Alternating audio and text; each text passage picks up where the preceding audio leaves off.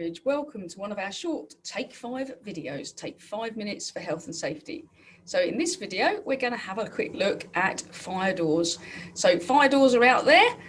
Fire doors don't stop a fire, but if they're shut and they're in good condition, they're going to minimise the spread and give us all a good opportunity of getting out of the building safely. Unfortunately, as you can see from some of the pictures here, people wedge open the fire door, which would let the fire spread. People block a fire door, so if you try to get to it, you can't get out.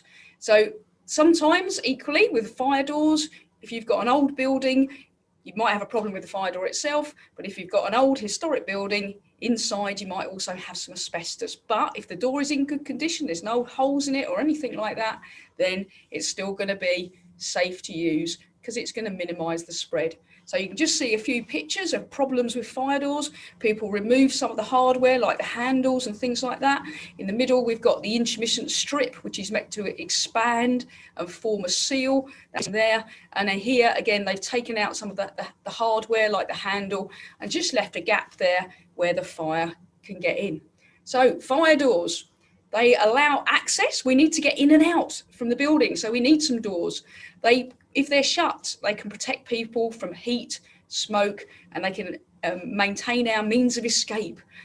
They restrict the spread of fire, heat, and smoke. And if we got our fire doors and our escape route, it's helping us get out, maintaining that means of escape. So all of our fire doors, lots of different types of fire doors to different standards, but they should be giving at least 30 minutes resistance to fire, heat and smoke, so your compartment is going to be safe.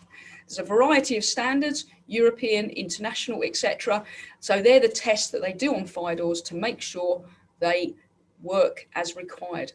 So a fire door should always be self-closing. So you might have doors which are built to the fire door standard, but if they're just an ordinary door and they haven't got a self-closer, they're not classed as a fire door. If you've got some relatively new doors, each fire door, particularly the wooden fire doors, should show what level of protection it's given.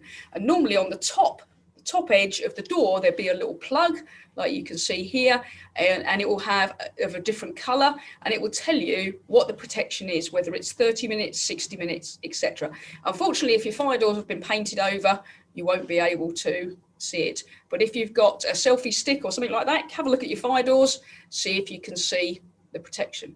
So if we have a fire door, our fire door, it's not just the door. So the fire door, the frame, the edge, the hardware, as in handles, closers, and all of these sorts of things, should ideally be a whole set, because that means they're all fitting together correctly and working together.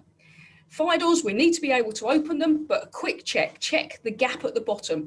If you can fit a 50p under there or a pound coin, then that gap is a little bit too much. So it should be the thin side of a coin, about that, but not if the coin was standing up, because that's going to allow heat and smoke through. If you've got a self-closer, you might have a self-closer like this.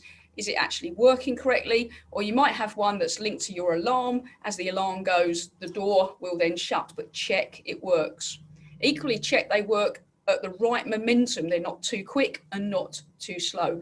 If you've got two doors like that, again, make sure the mechanism that allows the right one to shut first, so they do fit snugly. If it's a fire door, you'll know it's a fire door because it will always have 3 hinges. If you've got 2 hinges, the door might be a fire door as into the right standard, but it's not going to be a fire door. Check not only are the hinges there, they're tight and well fitted.